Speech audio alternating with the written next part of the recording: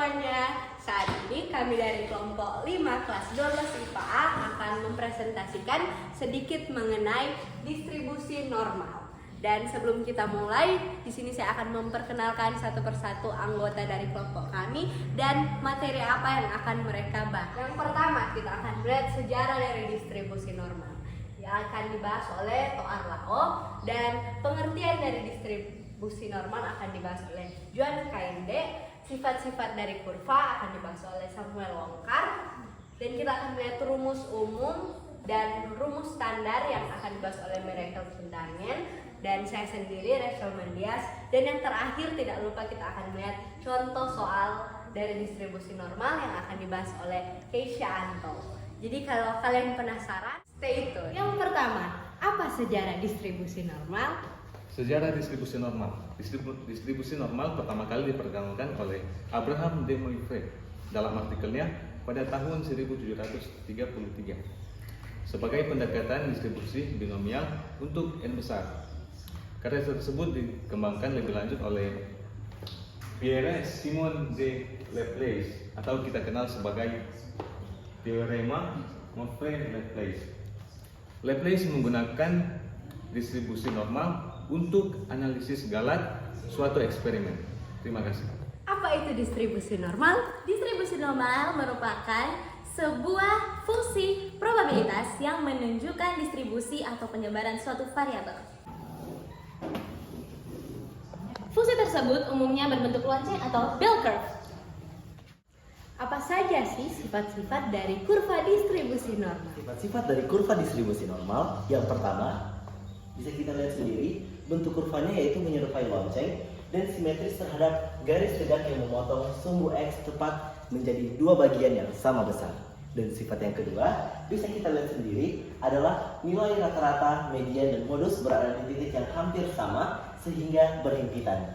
Serta yang ketiga, kurva tidak pernah berada di bawah sumbu X alias fx kurang dari 0. Bisa dilihat sendiri, kurva walaupun akan diperpanjang, dia tidak akan mengenai sumbu X sehingga dia tetap berada di atas. Yang keempat, fungsi peluang tertinggi berada di X sama dengan mu. Bisa kita lihat sendiri, mu adalah titik yang memotong dari sebelah kiri dan sebelah kanan. Jadi fungsi yang paling tinggi peluangnya berada di X sama dengan. Kelima, kurva berbentuk asimtot dasar sumbu X. Jadi kurva tidak akan pernah menyentuh dari X ini dikarenakan dia selalu berada di atas X sama dengan 0. Walaupun kurvanya diperpanjang, dia tidak akan pernah menyentuh sumbu X ataupun berpotongan. Dan yang keenam atau yang terakhir, luas dari kurva tersebut memiliki nilai maksimal sama dengan 1 dikarenakan peluang memiliki nilai maksimal yang sama dengan 1. Sekian dari kurva dari distribusi normal. Terima kasih. Oh, jadi seperti itu. Sekarang kita akan melihat rumus dari distribusi normal. Nah, jadi ini adalah rumus dari distribusi normal umum. Nah, rumusnya adalah fx sama dengan integral b menuju a 1 per sigma akar 2pi kali e pangkat min setengah kali x kurang mu per sigma, di mana fx sama dengan fungsi kontinu dan juga sigma adalah simpangan baku, dan nilai mu adalah nilai rata-rata, pi adalah 3,14, dan juga e itu adalah bilangan Euler yang nilainya 2,72. Nah, teman-teman gak usah bingung untuk hafal rumus ini, karena rumus ini itu digunakan oleh para ilmuwan untuk menentukan tabel yang nantinya akan digunakan pada rumus distribusi normal standar. Nah, sekian dulu untuk pembahasan rumus distribusi normal umum. Terima kasih. Oke, jadi tadi kita sudah melihat rumus distribusi normal secara umum. Sekarang kita akan lihat secara standarnya. Jadi di sini ada rumusnya, yaitu Z sama dengan X dikurangi mu per sigma, dengan Z ini sebagai variabel nomor standar, sedangkan X adalah nilai variabel acak. Lalu ada sigma, yaitu seperti tadi yang sudah dijelaskan, ada simpangan baku, dan yang terakhir mu nilai rata-rata. Jadi itu dia rumus yang lebih sederhananya. Jadi pasti teman-teman akan lebih mengerti lagi.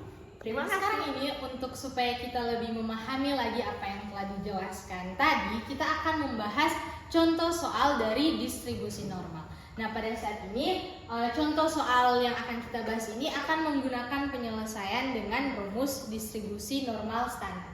Jadi soal yang ada di sini adalah nilai rata-rata ujian sekelompok siswa adalah 75 dengan simpangan baku 12. Jika data tersebut dianggap terdistribusi normal, maka tentukan peluang terpilihnya siswa dengan nilai 8. Jadi seperti yang saya katakan tadi, untuk menyelesaikan soal ini kita akan menggunakan rumus distribusi normal standar. Dan bagaimana penyelesaiannya? Mari kita simak seperti ini. Nah, pertama kita menuliskan dulu nilai yang telah diketahui pada soal. Nah, pertama mu pada soal adalah 75, kemudian sigma 12 dan x adalah 83 dan pada soal yang ditanya adalah nilai dari z. Untuk menyelesaikannya menggunakan rumus distribusi normal standar, yakni z sama dengan x kurang mu dibahagi dengan sigma. Nah, berarti dengan x 83 dikurang dengan mu 75 kemudian dibahagi dengan 12. Nah, kita akan mendapatkan hasil yakni 0,67. Dan berarti peluang terpilihnya siswa dengan nilai kurang dari 83 adalah 0,67. Dan jika digambarkan dalam kurva seperti ini, gambarnya akan digambarkan seperti ini.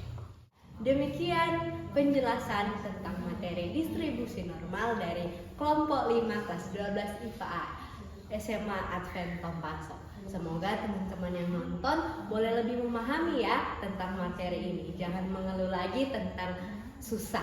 Oke? Terima kasih.